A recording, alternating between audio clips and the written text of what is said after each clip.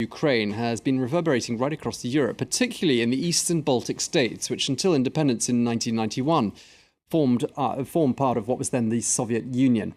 Well, although these countries are now NATO members, memories of the Soviet domination are still vivid, and people are once again alarmed at what's going on around them.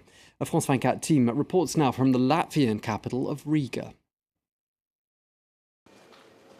These Latvians are commemorating the soldiers who died defending Latvia against Russia in the Second World War. But with Russian troops now in nearby Ukraine, some in the Baltics are scared that history is about to repeat itself. If Ukraine falls, then Russian ambitions won't stop with this. And I believe that we are going to be next in Russia's list of actions. It shows the attitude of Russia, how it is, how it goes to another country very easily and is acting in an aggressive manner. But this memorial service is controversial. These veterans fought in Hitler's army, and they are seen by some as Nazi sympathizers, particularly by Russian speakers living in Latvia. It's a similar dynamic to Ukraine. Pro-Moscow local Russian speakers accusing pro-Western nationalists of being right-wing extremists. And like Ukraine, Russian speakers here say they are discriminated against. I feel myself like people who is second class, because I have no equal rights with Latvian peoples.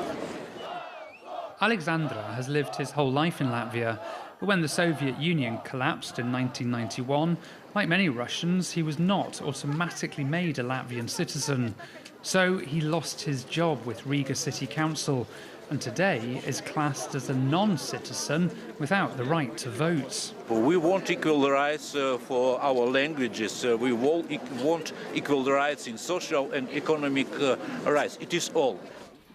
Around 300,000 Russian speakers, or 13% of Latvia's population, are so-called non-citizens. To become Latvian, they have to prove their knowledge of the Latvian language and culture in a citizenship test, even if they were born here. But the Latvian government says it is encouraging them to become citizens, and that the Kremlin is using the issue to create political instability.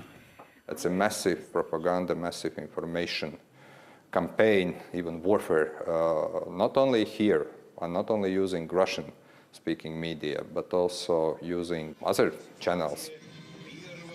Russian speakers often live separate lives from their Latvian neighbours, with different national holidays, and often only consuming media coming from Moscow.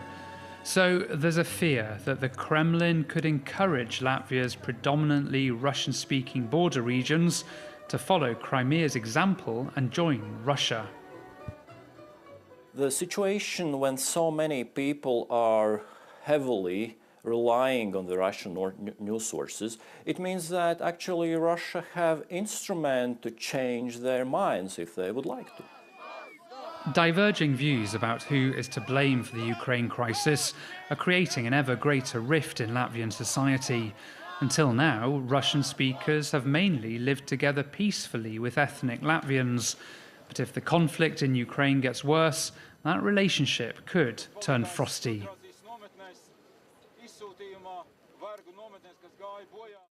And that was Focus. I'll be back at the top of the hour, just 2 minutes from now. Stay tuned.